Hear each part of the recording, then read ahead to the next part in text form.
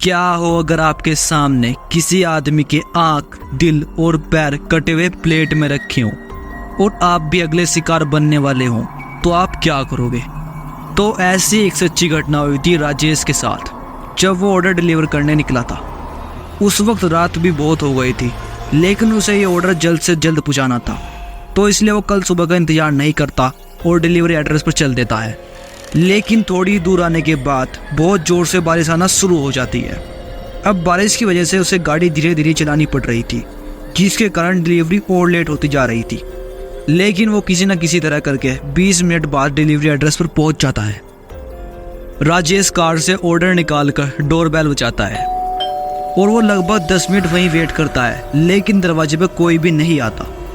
वो फिर से डोरबेल बजाता है, लेकिन फिर भी अंदर से कोई जवाब नहीं मिलता। वो वापस घर जाने को सोच रहा था कि तभी अचानक उसने किसी के पैरों की आवाज़ें सुनी और दरवाज़ा खुल गया और वहाँ बड़ा ही अजीबोगरीब किस्म का एक आदमी खड़ा था। सॉरी सर, मैं थोड़ा लेट हो गया, ये रहा आपका ऑर्डर।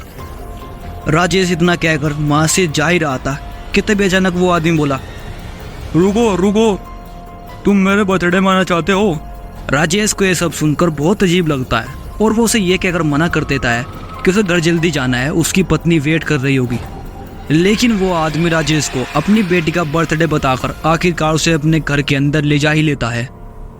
घर अंदर से बहुत अंधेरे में हो रखा था, जिसके कारण घर बेहद ही डरावना लग रहा था।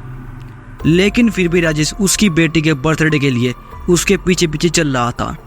वो आदमी उसे एक कमरे में ले जाता है, जहाँ एक डाइनिंग टेबल पर कुछ बर्तन ढक्कन से ढके हुए रखे थे, लेकिन उस कमरे में कोई भी जन्मदिन की सजावट नहीं दिख रही थी, जिसके कारण राजेश को यह सब देखकर कुछ भी ठीक नहीं लग रहा था। लेकिन वो उसकी बात मानकर उस डाइनिंग टेबल पर बैठ जाता है और उसकी लड़की का इंतजार करने लगता है। लेकिन बहुत देर इंतजार करने के बाद भी कोई नहीं आता, तो वो इतना अगले कमरे में जाने लगता है, जहाँ से उसे कुछ अजीब आवाज़ें आ रही थी। वो दरवाज़ा खोलने की कोशिश भी करता है, लेकिन दरवाजे पर लॉक लग रहा था।